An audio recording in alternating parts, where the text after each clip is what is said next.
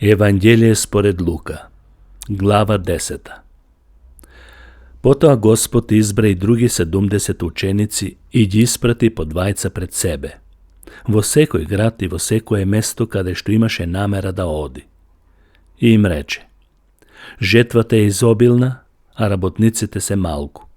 Zato molete go gospodarot na žetvata da isprati rabotnici na svojata žetva. Odete, ete, jazve praćam kako jagnjenja među volci. Ne nosete ni kese za srebro, ni torba, ni obuvki i patem nikogo ne pozdravuvajte. I vo koje kući da vlezete, prvo kažete, mirna ova kuća. I ako se najde tamo sinot na mirot, vaši od mirke počiva vo ta kuća. Ako li ne, pak ke se vrati vo vas. I sedete vo ta kuća. Jadete i pijete to što imat, zašto rabotniko te dostojen za svojata plata. I ne se premestuvajte od kuća vo kuća. I ako vlezete vo nekoj grad i tamo ve primat, jadete od to što će iznesat pred vas. Lekuvajte gi bolnite vo nego i kažete im, Božjo to carstvo se približi do vas. A ako vlezete vo nekoj grad i tamo ne ve primat, togaš izlezete na raskrsnicite i rečete im, i pravot od vaši od grad što ni se prilepi, na nozete vi go istresuvame. No znajte go toa, Božjo to carstvo se približi do vas. Vi velam, vo onoj den kaznata na Sodom će bide polesna otkulku na toj grad.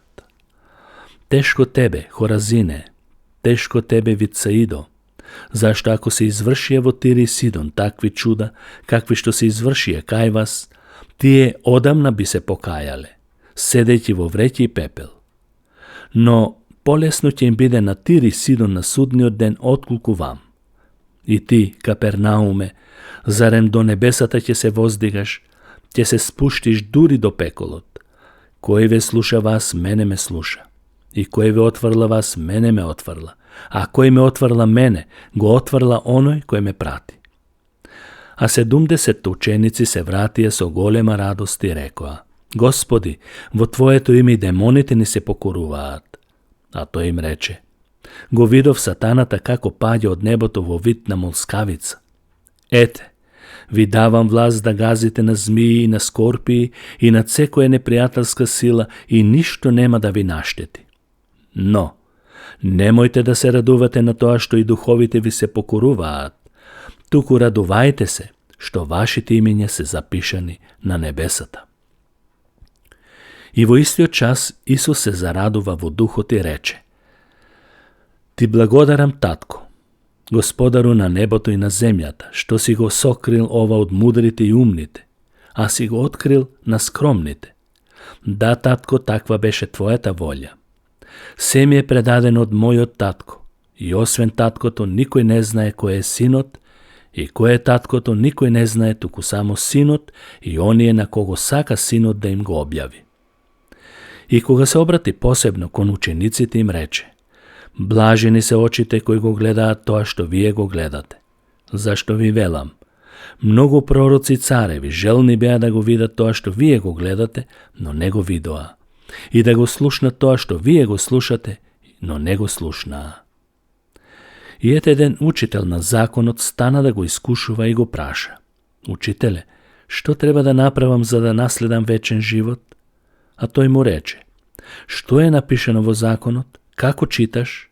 A to odgovori i reče, sakaj go Gospod, svojet Bog, so seto svoje srce, so seta svoje duša, so seta svoje sila i so siot svoj razum. I sakaj go svojet bližen kako sebe si. Mu reče Isus, pravilno odgovori, pravi go toa i će živeješ. No toj nekako sakaše da se opravda, pa mu reče na Isus, a ko je mojet bližen? Isus mu odgovori i reče, jedan čovek sleguvaše od Jerusalim vo Erihon i naleta na razbojnici, koga go ograbije, go ranije, go ostavije polumrtov i si otidua. A se sluči po isti otpad da slegova jedan sveštenik, i toj koga go vide, go zaobikoli i si zamina. Isto tako jedan levit, koga pristigna tamo mu se približi, go vide, go zaobikoli i si zamina. Но еден патник, кој беше самарјанец, дојде до него и кога го виде му стана жал. И кога пристапи, му ги полеа раните со масло и вино и му ги преврза. Потоа го качи на своето добиче, го однесе во гостилницата и се погрижи за него. А на другиот ден на заминување, извади 2 денарии и му ги даде на гостилничарот и рече: погрижи се за него и доколку потроши нешто повеќе, на враќање ќе ти доплатам. И така, кој од тие тројца мислиш дека му беше ближен на оној кој падна во рацете на разбойниците? А тој одговори: оној кој му искажа милост. Тогаш Исус му рече: оди и ти така прави. И кога одеа по пат, тој влезе во едно село и една жена по име Марта го прими во својот дом.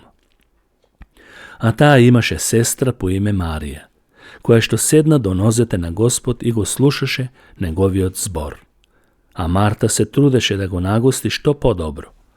Таа застана и рече: Господи, зар не ти е грижа што мојата сестра ме остави да служам сама? Кажи и да ми помогне. А Господ ти одговори и рече: Марто, Марто, ти се грижиш и си вознемирена за многу нешта, но само едно е потребно. Марија го одбра добриот дел, што нема никош да й се одземе.